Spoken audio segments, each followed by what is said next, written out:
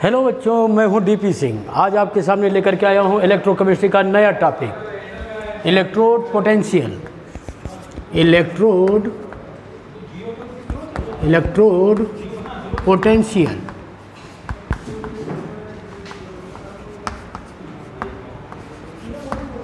Electrode potential. Potential क्या है? एक कैपेसिटी, एक क्षमता है। पोटेंशियल का मतलब क्या होता है? क्षमता। इलेक्ट्रोड की का पोटेंशियल। तो बात आती है इलेक्ट्रोड पे ये पोटेंशियल डेवलप कैसे होता है। बात आ रही है कि इलेक्ट्रोड पे पोटेंशियल डेवलप कैसे होता है और ये पोटेंशियल है क्या। तो सबसे पहले हम चलते हैं कहाँ पे, आपके अपने पिछले जो मैंने आपको वीडियो बताया था उसमें मैंने बताया था गैल्वेनिक सेल। इस टॉपिक में चलते हैं। ये मैंने आपका क्या लिया था, एक सेल ये लिया था और एक सेल मैंने ये लिया था। इन दोनों सेल्स में एक सेल मैंने किस साइड में रखा था? लेफ्ट साइड में। और एक सेल मैंने किस साइड में रखा था? राइट साइड में। लेफ्ट साइड के सेल में के कंटेनर में मैंने जिंक सल्फेट का एक इलेक्ट्रोलाइट लिया था। क्या लिया था? जिंक सल्फेट का एक इलेक्ट्रोलाइट्स लिया था। और इधर राइट साइड के कंटेनर्स में मैंने क्या लिया था? कॉपर सल्फेट का इलेक्ट्रोलाइट्स लिया था। क्या लिया था? कॉपर सल्फेट का इलेक्ट्रोलाइट्स। तो जिस कंटेनर में मैंने जिंक सल्फेट का इलेक्ट्रोलाइट लिया था उस कंटेनर में हम जिंक इलेक्ट्रोड डाल देते हैं। क्या करते हैं? एक ये मैंने क्या किया, इसमें जिंक इलेक्ट्रोड हम डालते हैं। और इधर इसमें राइट वाले में हम क्या करते हैं? राइट वाले कंटेनर में एक हम कॉपर का इलेक्ट्रोड इस तरीके से डाल देते हैं। अब इन दोनों इलेक्ट्रोड्स को एक इलेक्ट्रिक मेंस के द्वारा हम क्या करते हैं? एक दूसरे से हम जोड़ देते हैं। सो गाइस, तो आगे होता क्या है कि जैसे ही हम इस जिंक इलेक्ट्रोड को क्या करते हैं, ये आपका कौन सा है? Zinc electrode. क्या है आपका? Zinc electrode. कि जैसे ही इस जिंक इलेक्ट्रोड को हम जिंक सल्फेट के सॉल्यूशंस में डिप करते हैं तो इसके डिप करने पर ही जिंक क्या करती है? आपके क्या करते हैं? 2 इलेक्ट्रॉन्स को क्या करते हैं? ये जिंक आयन में कन्वर्ट होकर के सॉल्यूशंस में जाने लगते हैं। जिंक इलेक्ट्रोड के जो आयन हैं वो कहाँ? इस सॉल्यूशंस के अंदर आने लगते हैं। मतलब Zn+ में कन्वर्ट हो जाता है और ये 2 इलेक्ट्रॉन क्या कर देता है? अपना क्या करता है? रिलीज करता है। ये कितना करता है? 2 इलेक्ट्रॉन्स रिलीज करता है, जिंक आयन में कन्वर्ट हो जाता है। पहले से ही सॉल्यूशंस में आप लोगों को पता होगा कि जिंक सल्फेट के सॉल्यूशन में आपके क्या थे? जिंक आयन थे, Zn++ और आपके क्या थे? सल्फेट आयन थे। ठीक, ओके। अब बात आती है, ऑलरेडी पहले से ही सॉल्यूशंस के अंदर जिंक आयन तो हैं और क्या है? डिप इलेक्ट्रोड के डिप करते ही इस सॉल्यूशंस में क्या है? जिंक आयनों की कंसंट्रेशन बढ़ जाती है, जिससे इस सॉल्यूशंस में पॉजिटिव चार्ज क्या हो जाता है? अधिक हो जाता है ना। जिंक आयन का कंसंट्रेशन बढ़ने से पॉजिटिव चार्ज अधिक हो जाता है। क्यों पॉजिटिव चार्ज अधिक हो जाता है? क्यों? क्योंकि जिंक पर कैसा होता है? Positive charge. क्या होता है? जिंक पर पॉजिटिव चार्ज होता है। इसके कारण क्या होता है? ये चीज़। अब जिंक क्या करता है? जो जिंक इलेक्ट्रोड है तो आयन सॉल्यूशंस के अंदर आते हैं तो इसमें इलेक्ट्रॉन्स जो हैं, जो अपना ये इलेक्ट्रॉन्स रिलीज करता है, ये इन इलेक्ट्रॉन्स का क्या होता है? आउटवर्ड फ्लो होने लगता है। क्या होने लगता है? इस इलेक्ट्रॉन्स का आउटवर्ड फ्लो होने लगता है इस सर्किट में। इस सर्किट में इलेक्ट्रॉन्स के आउटवर्ड फ्लो होने से आपका ये जो इलेक्ट्रोड है इस पर कैसा चार्ज आता है? Negative charge. कैसा चार्ज आता है? नेगेटिव। अब आपने ये देखा यहाँ पे कि आपका जो इलेक्ट्रोड है, इलेक्ट्रोड में जिंक आपका क्या कर रहा है? 2 इलेक्ट्रॉन क्या कर रहा है? रिलीज कर रहा है। तो यहाँ पर कौन सा रिएक्शन हुआ? ऑक्सीडेशन। कौन सा रिएक्शन हुआ? ऑक्सीडेशन। ऑक्सीडेशन की रिएक्शन अगर हुई तो इसमें होता क्या है? तो जिंक का, तो इलेक्ट्रोड का क्या हुआ? ऑक्सीडेशन। कहने का मतलब आपका जिंक इलेक्ट्रोड आपका क्या होने लगता है? रिड्यूज होने लगता है आपका जिंक इलेक्ट्रोड। फर्स्ट टॉपिक आपका ये। सेकंड टॉपिक आपका क्या है कि आपका जिंक इलेक्ट्रोड आपका क्या होने लगता है? रिड्यूस। क्या होने लगता है?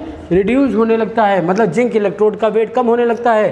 कहने का मतलब वेट ऑफ इलेक्ट्रोड क्या हो जाता है? आपका डिस्क्रीज होता है। क्या होता है?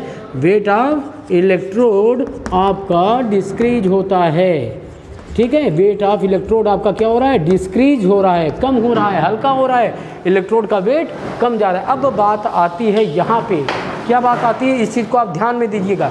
जिंक इलेक्ट्रोड आपका क्या होता है, कम हो रहा है, और जिंक इलेक्ट्रोड कैसा हो रहा है, रिड्यूज हो रहा है। जिंक पर क्या हो रहा है, ऑक्सीडेशन हो रहा है। ऑक्सीडेशन के कारण जो इलेक्ट्रॉन रिलीज कर रहा है, इन इलेक्ट्रॉन्स का आउटवर्ड फ्लो हो रहा है। आउटवर्ड फ्लो होने के कारण क्या होता है, इस इलेक्ट्रोड पर क्या होता है, नेगेटिव चार्ज आ रहा है। तो इसमें इलेक्ट्रोड पर नेगेटिव चार्ज और सॉल्यूशंस के अंदर पॉजिटिव चार्ज, तो यहाँ पर क्या हो रहा है, चार्ज का सेपरेशन। तो बात ये आती है कि जहाँ पर चार्ज का सेपरेशन होता है वहाँ पर पोटेंशियल डेवलप करता है। क्या डेवलप करता है, पोटेंशियल डेवलप करता है। तो यहाँ पर ये पोटेंशियल कहाँ डेवलप कर रहा है, किस चीज़ पर, जहाँ पर ऑक्सीडेशन होता है। मैंने आपको एक चीज़ बताई थी कि जिस इलेक्ट्रोड पर ऑक्सीडेशन होता है उसे हम क्या बोलते हैं, एनोड। इसे हम क्या बोलते हैं, एनोड, क्योंकि जिस सिरे पर क्या होता है, ऑक्सीडेशन, यहाँ पर ऑक्सीडेशन हो रहा है। तो ऑक्सीडेशन किस पे हो रहा है, एनोड पे। तो यहाँ पे क्या हो रहा है, ऑक्सीडेशन। तो जो पोटेंशियल यहाँ पे डेवलप हुआ उसको हम क्या बोलते हैं, ये डेवलप्ड पोटेंशियल इज कॉल्ड, ठीक है, इसको हम क्या बोलेंगे, इट्स कॉल्ड क्या बोलेंगे, it's has called oxidation potential. क्या बोलेंगे, oxidation potential of electrode. It has called oxidation potential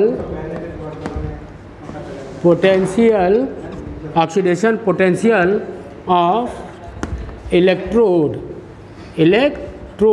इसको ऑक्सीडेशन पोटेंशियल ऑफ जो इलेक्ट्रोड है, इसको किस अक्षर से रिप्रेजेंट करते हैं, कैपिटल ई नॉट से। किसको, ई ऑक्सी जो है EOP, ऑक्सीडेशन पोटेंशियल।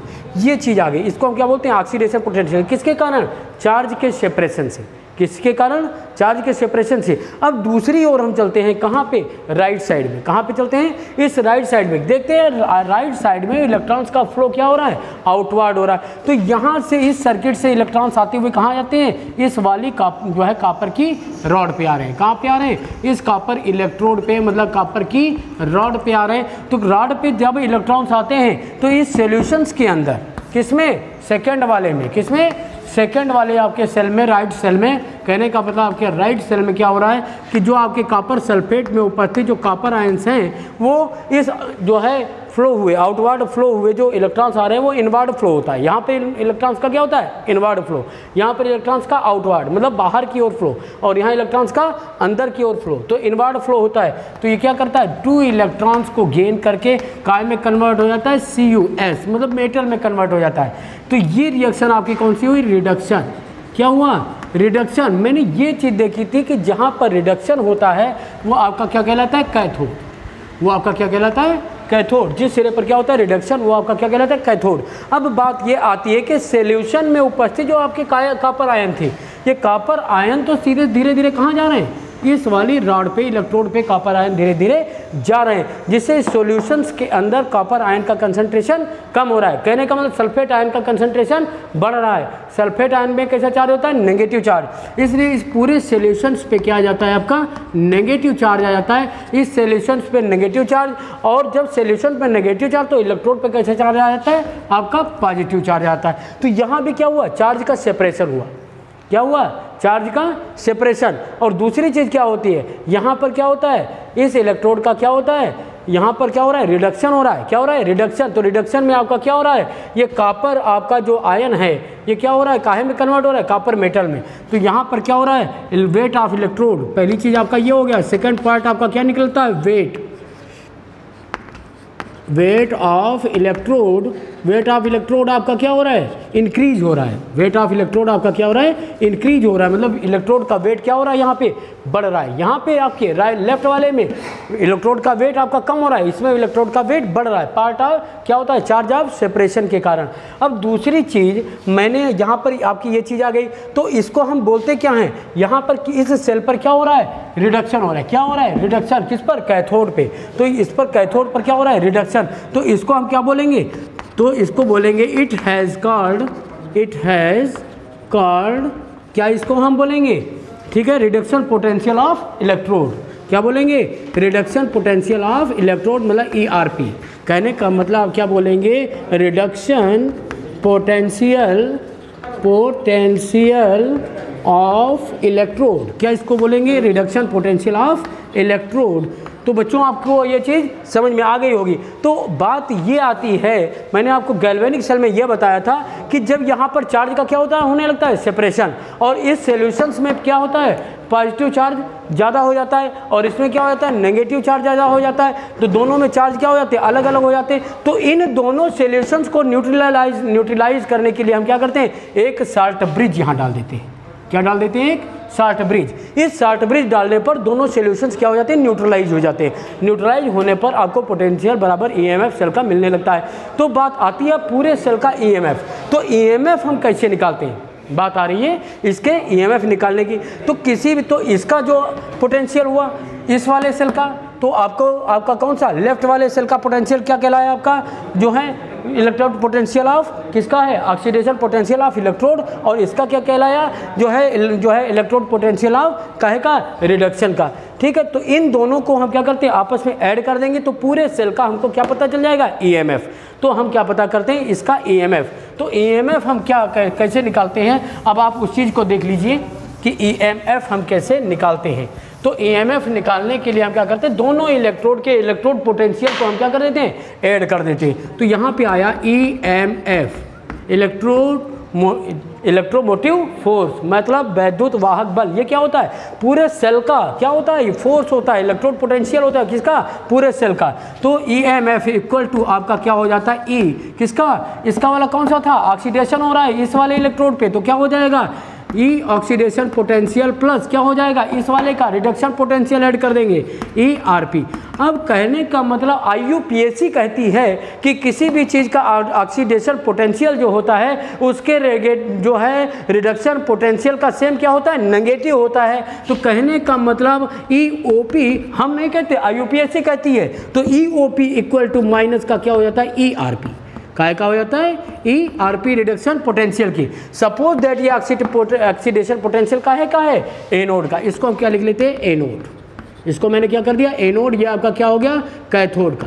ये आपका क्या हो गया, कैथोड। तो ये आपका ऑक्सीडेशन पोटेंशियल क्या है, एनोड। तो ये भी रिडक्शन पोटेंशियल जो नेगेटिव में निकला, ये एनोड के रिलेशन में निकला। किसके रिलेशन में, एनोड के रिलेशन में। तो आपका क्या है, रिडक्शन पोटेंशियल। मैंने नहीं कहा, आईयूपीएसी ने कहा, आईयूपीएसी ने ये बात बताई। तो इस चीज़ को हम क्या करते हैं, इस जो है इक्वेशन में मेंशन कर देते हैं। इसको मेंशन करने पर पूरे सेल का ईएमएफ मतलब ई सेल इक्वल टू आपको क्या मिल जाता है, कि मिल जाता है ई आर पी, मतलब इलेक्ट्रोड पोटेंशियल ऑफ किसका, जो है रिडक्शन पोटेंशियल ऑफ इलेक्ट्रोड किसका, कैथोड का। किसका, कैथोड का।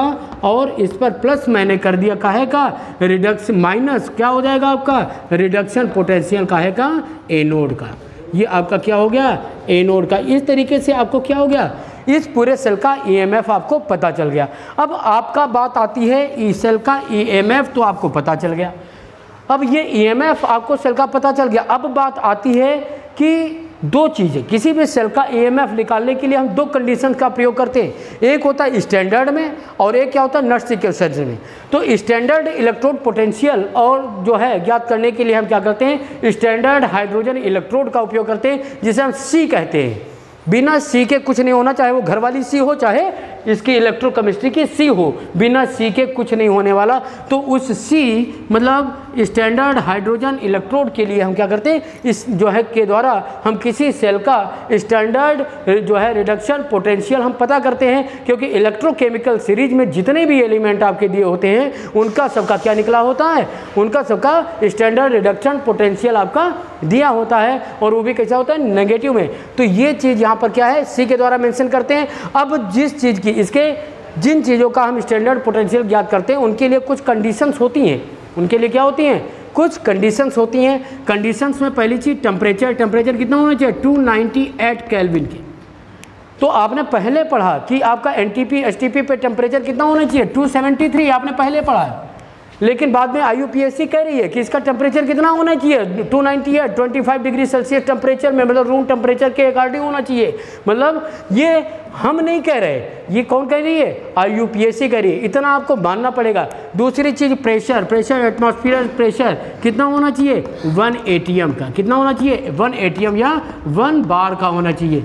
तीसरी चीज़ कंसंट्रेशन ऑफ सोल्यूशन का जो कंसंट्रेशन हो, तो कंसंट्रेशन ऑफ क्या होना चाहिए, कंसंट्रेशन ऑफ सोल्यूशन कितना होना चाहिए, 1 मोलर सोल्यूशन। कितना सोल्यूशन का मोल कितना होना चाहिए कंसंट्रेशन 1 मोलर। अगर ये तीनों कंडीशंस आ जाती हैं तो जो इलेक्ट्रोड पोटेंशियल जो पैदा होता है, जो डेवलप होता है, वो आपका क्या कहलाता है, स्टैंडर्ड इलेक्ट्रोड पोटेंशियल। और इस स्टैंडर्ड इलेक्ट्रोड पोटेंशियल का जो मापन हम करते हैं, जो मेजर करते हैं, इसको स्टैंडर्ड हाइड्रोजन इलेक्ट्रोड के रिलेशन में मेजर करते हैं।